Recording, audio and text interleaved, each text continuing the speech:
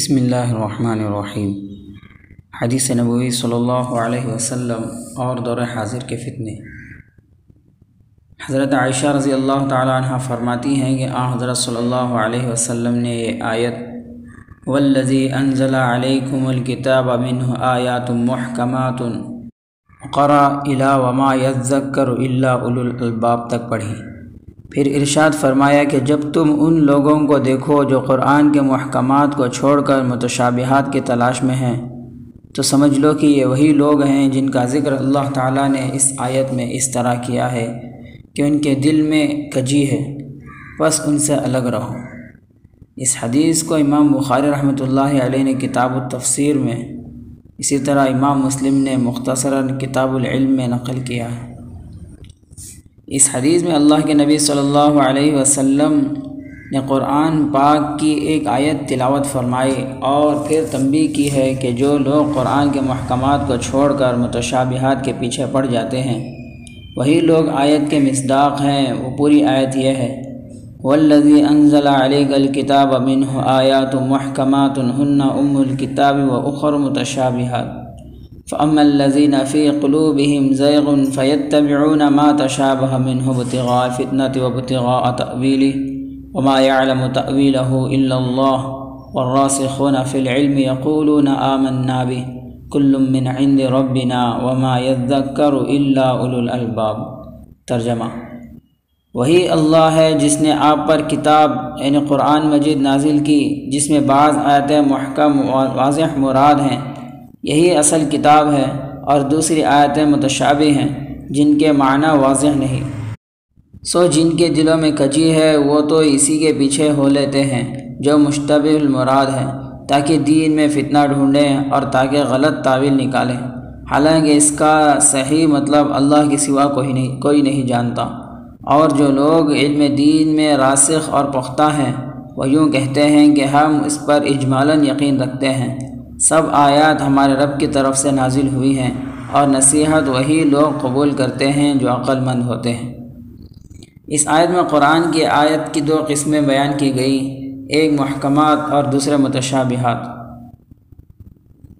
علماء تفسیر نے محکم اور متشابہ کی تعریف میں کافی اختلاف کیا ہے۔ تفسیر مظہری میں اس کو اختیار کیا ہے کہ محکمات ان آیات کو کہتے ہیں جن کی مراد ایسے شخص پر بالکل ظاہر اور واضح ہو جو قواعد عربیہ کو اچھی طرح جانتا ہو، اور جن آیات کا مراد اور معنی ایسے جانکار شخص پر بھی ظاہر نہ ہو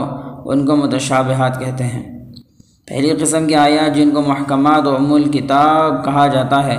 وہی دراصل سارے قرآن پاک کی تعلیمات کا خلاصہ اور روح ہیں، کیونکہ انہی سے معانی و مفاہیم حاصل ہوتے ہیں اور انہی سے احکامات کا استنباط ہوتا ہے، اور انہی پر عمل کر کے انسان راہ راست پر چلتا ہے۔ اور دوسری قسم کی آیات جن کو متشابہات کہا گیا اور جن کی مراد واضح نہیں اور مقصد کلام میں ابہام ہے، ان پر ایمان لانا چاہیے کہ یہ بھی اللہ کی طرف سے ہیں، اور ان کے معنی کے بارے میں صحیح طریقہ یہ ہے کہ ان کو محکمات کے تابع کر کے سمجھا جائے اور کوئی ایسی مراد ان سے نہ لی جائے جو واضح المراد محکم آیات کے خلاف ہو، اور اگر ان محکمات کے مطابق معنی نہ سمجھ میں آئے تو پھر ان کے معنی کو اللہ کے حوالے کر دیا جائے اور ان پر اجمالاً ایمان رکھے، جیسا کہ اللہ نے فرمایا کہ راسخین فی العلم کہتے ہیں کہ ہم اس پر ایمان رکھتے ہیں کہ یہ سب آیات ظاہر المراد بھی اور خفی المراد بھی اللہ کی طرف سے ہیں۔ بنی اسرائیل میں گمراہی پھیلنے کی وجہ ایک یہ بھی تھی کہ ان لوگوں نے توریت و انجیل کی ان آیات کو جو واضح المراد تھیں جیسے اللہ کی توحید کی آیات کو چھوڑ دیا، اور جن آیات میں ابہام اور اخفاء تھا ان کو لے کر دوڑنے لگے۔ جیسے اللہ نے عیسیٰ علیہ السلام کو کلمۃ اللہ یا روح اللہ کہا تو اس غیر واضح المعنی بات کو لے کر عیسیٰ علیہ السلام کو خدا کا بیٹا اور جز کہہ دیا، اور خدا کی وحدانیت کے خلاف ان کو بھی ایک خدا بنا لیا، اور خدا کی وحدانیت کے خلاف ان کو بھی ایک خدا بنا لیا۔ اس لیے اس حدیث میں اللہ کے رسول صلی اللہ علیہ وسلم نے فرمایا کہ جب تم ان لوگوں کو دیکھو جو متشابہ آیات کے پیچھے پڑے ہوئے ہیں تو سمجھ لو کہ یہ وہی ہیں جن کا اللہ نے اس آیت میں ذکر کیا ہے، اور ان سے بچو۔ تصوف کے نام پر گمراہ کرنے والے مشائخ اور پیر بھی اسی قسم کی گمراہی پھیلاتے ہیں۔ جو آیات واضح المراد ہیں جیسے نماز، روزہ، زکوٰۃ، تلاوت و ذکر وغیرہ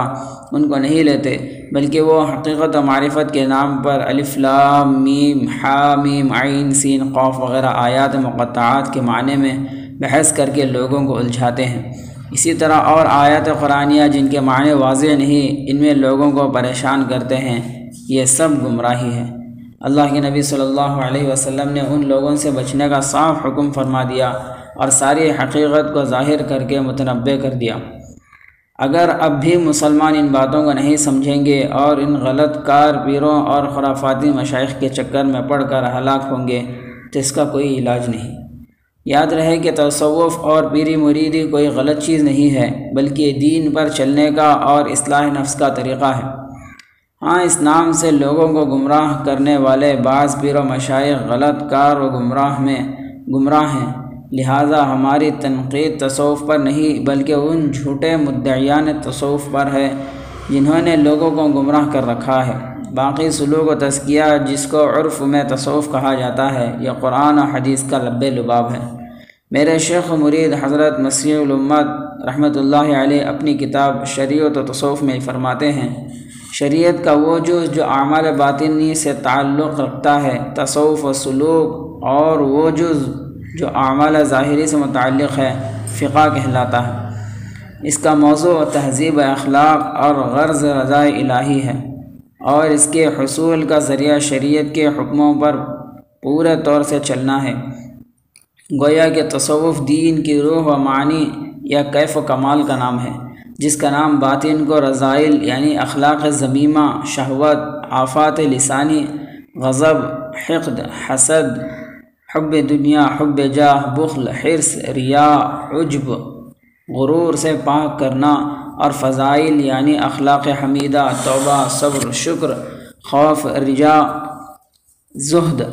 توحید، توکل، محبت، شوق، اخلاص، صدق، مراقبہ، محاسبہ و تفکرات سے آراستہ کرنا ہے،